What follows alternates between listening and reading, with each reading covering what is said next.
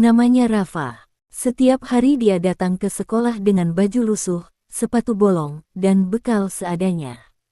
Ia duduk di bangku paling belakang, jarang bicara, dan selalu menunduk. Anak-anak lain sering mengejeknya. Ih, kamu bau, udah miskin, gak usah sok pintar deh. Rafa diam saja. Tidak membalas, tidak melawan. Tapi dia selalu datang paling pagi dan pulang paling akhir. Sampai suatu hari, saat lomba esai sekolah, nama Rafa diumumkan sebagai pemenang tingkat nasional. Semua murid kaget.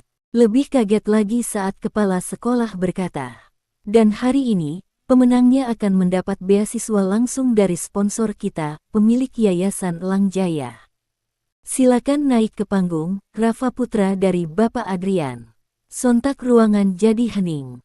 Bapak Adrian. Bukankah itu nama pemilik yayasan dan perusahaan besar di kota ini? Semua mata tertuju ke Rafa yang perlahan naik ke panggung, menunduk seperti biasa. Tapi kali ini, dia bicara. "Saya memang anak dari orang kaya. Tapi saya memilih hidup sederhana, karena saya ingin tahu siapa yang menilai saya dari hati, bukan dari harta. Hari-hari saya di sekolah ini penuh hinaan.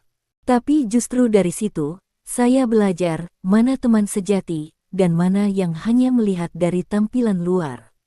Ruangan sunyi. Banyak yang tertunduk malu.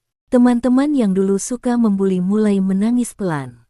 Salah satu dari mereka bahkan menghampiri Rafa dan berkata, "Maaf, aku gak tahu siapa kamu. Tapi sekarang aku tahu, kamu lebih kuat dari siapapun di sini." Lanjutan dan ending cerita, anak miskin ini sering dibuli, sampai semua kaget siapa dia sebenarnya.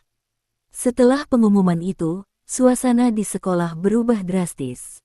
Teman-teman yang dulu sering mengejek Rafa mulai mendekat, meminta maaf, dan mencoba menjadi teman sejati. Namun, Rafa tak langsung menerima semuanya. Ia ingin melihat siapa yang tulus dan siapa yang cuma ikut-ikutan. Hari-hari berikutnya, Rafa tetap bersikap rendah hati dan sederhana. Ia terus belajar dengan tekun dan membantu teman-temannya yang kesulitan tanpa memandang status mereka. Suatu hari, saat Rafa sedang duduk sendiri di taman sekolah, teman yang dulu sering membulinya, Lia, datang menghampiri dengan wajah menyesal. Lia berkata, "Rafa, aku ingin minta maaf. Aku terlalu cepat menilai kamu. Aku ingin belajar dari kamu, bisa jadi teman yang baik."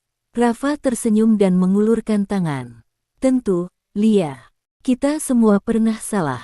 Yang penting sekarang kita bisa saling mendukung."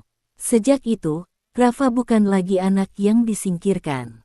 Ia menjadi sosok inspirasi di sekolah, bukan hanya karena latar belakangnya, tapi karena sikap dan ketulusan hatinya.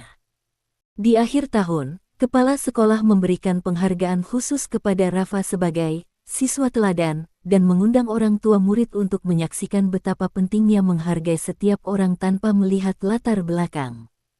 Saat acara itu, Rafa berdiri di depan semua orang dan berkata dengan suara tenang, "Hidup bukan soal seberapa banyak harta yang kita punya, tapi tentang seberapa besar kita menghargai dan mencintai sesama. Jangan pernah menilai seseorang hanya dari apa yang terlihat di luar." Semua yang hadir terdiam dan tersentuh.